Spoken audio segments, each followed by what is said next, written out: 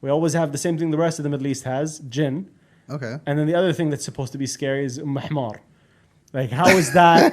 Please tell me how you can craft that into a. And I've had. Mother of donkeys, by the Yeah, way. please translate it completely directly into the mother of donkeys. And in my head, I'm like, well, okay, that can be. And we have the independent guy who was here, Mohammed Fakhro from Blue Steel Films and Productions. He made a short film about mahmar. He got it as close to as scary as humanly possible, considering the limitations of what he's working with. True. But do you feel like that's part of the limitation, or that they just don't want to go there? It's not about. See, to give you a bit more perspective on this, let me tell you a story about the bird of Hermes.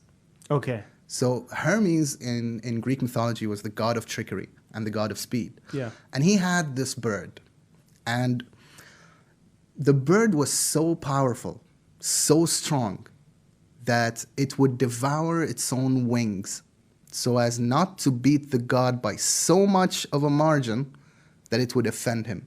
Okay. So the enemies of Hermes actually feared the bird more than they feared the god himself, because they didn't know at which point can the bird grow its wings back.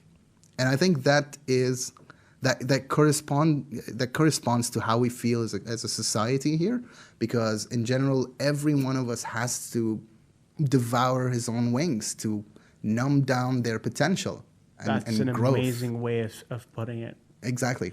So do you feel like you were hindered by the fact that you wanted to be able to run, you wanted to be able to fly, but the realities of what we're kind of going through as a culture and what we're able to put out there is limited in scope and in scale by everybody and what they're willing to consume? If they tell you can't write this, you can't talk about this. You know, we have a thing for that as well. When someone tells a writer, which is, by the way, the worst thing you can tell a writer is, you can't write this, you can't do this, because we immediately do it, name a character after you, and decapitate you. Right. Hi, Elson. It's in the book.